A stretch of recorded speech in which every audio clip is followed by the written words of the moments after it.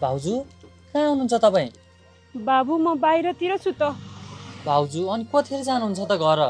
उहाँ छोरी रोएर आमालाई दुःख दिएको त्यही छिन् रे। आमा त म छोरीलाई हेर्न सक्दिनँ, भाउजूलाई फोन गरेर छिटोभन्दा छिटो पठाइदिए भनेर फोन गरे हुनुहुन्छ मलाई। हो र बाबु, मलाई त अलि समय लाग्छ कि जस्तो लागिरहेछ। किन भाउजू कहाँ जानु भएको हो र तपाईँ? के समस्या पऱ्यो क्या हो? खै के भयो भनौँ बाबु, हजुरको दाइ अलिकति पैसाको आवश्यकता परेर गाउँतिर जानुभएको छ। पहिला मेरो उपचारको लागि मित दाइसँग ऋण लिएको कुरा त तपाईँलाई पनि थाहा छँदैछ। अहिले दाइले त्यही पैसा एकैचोटि चाहियो भनेर तनाव दिइरहनु भएको थियो।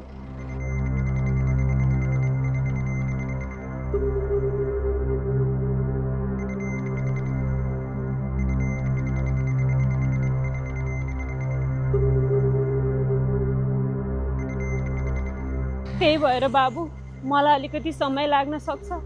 आमा एक्लालाई बच्चा हेर्न गाह्रो भएको भएदेखि तपाईँ जानु बाबु। छोरीको तपाईँले राम्रो ख्याल गर्नु। मलाई जति पनि समय लाग्न सक्छ है। ओहो ल भाउजू ल, तपाईँ तनाव नलिनु, म कोठामा गइहाल्छु।